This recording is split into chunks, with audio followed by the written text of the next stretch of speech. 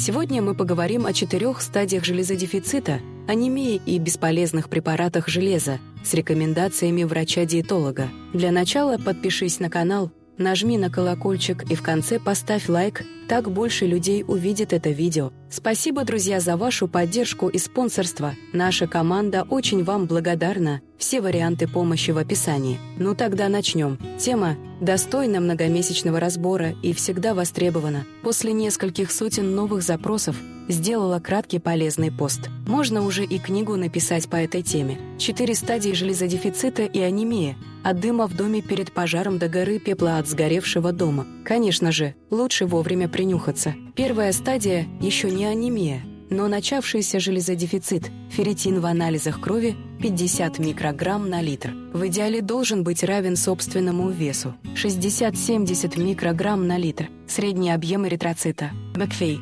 Среднее содержание гемоглобина в эритроците. Мак. Средняя концентрация гемоглобина в эритроците. Мак. В общем анализе крови. Далее ААК, еще в оптимальных хороших значениях. 87-92, 27-32, 270-320 соответственно. Гемоглобин и гематокрит еще в оптимальных хороших значениях. 120 и более грамм на литр и 37% и более, соответственно. Плюс сопутствующая симптоматика, слабость, быстрая утомляемость, головокружение, выпадение волос, запоры, плохое переваривание пищи, вздутие, тяжесть и слабость после еды, диспепсия. Если трансферин завышен, у вас действительно есть дефицит железа. Бывает повышен ферритин, выше 150 и завышен трансферин. Так вот, в этой ситуации ферритин ложно завышен и легко не увидеть дефицит железа, если не сдать трансферин. Вторая стадия – бородатый железодефицит.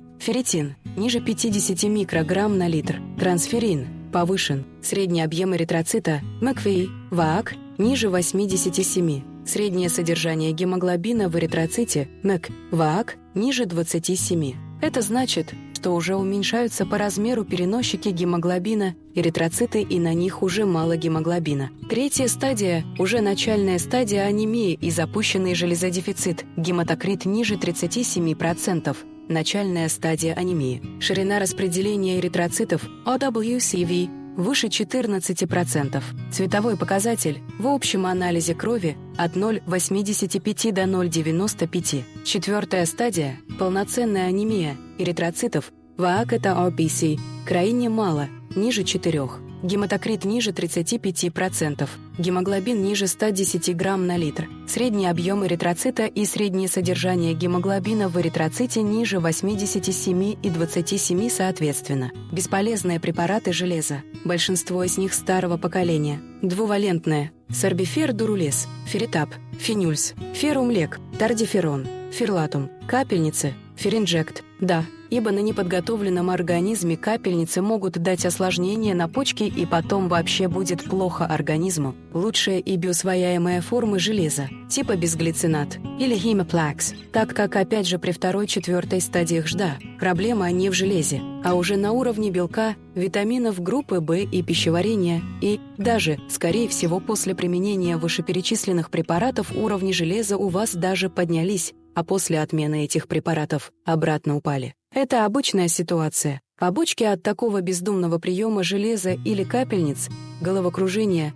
запоры, тошнота, перманентный тупничок, когда голова туго соображает, воспаление почек на фоне неподготовленной почвы для принятия через капельницы такого количества железа. Перестаньте бездумно принимать препараты железа, тем более это небезопасно, а вместо этого посетите врача. Я вам помогла с информацией, теперь вы подготовлены и вооружены. Отправляйте пост друзьям, родным и близким, эта информация будет всегда актуальна. Будьте внимательны к своему здоровью и не забывайте вовремя проходить контрольные исследования, если это требуется. Обращайтесь за помощью к грамотному специалисту и никакого самолечения. На этом все. Здоровья и удачи вам, друзья!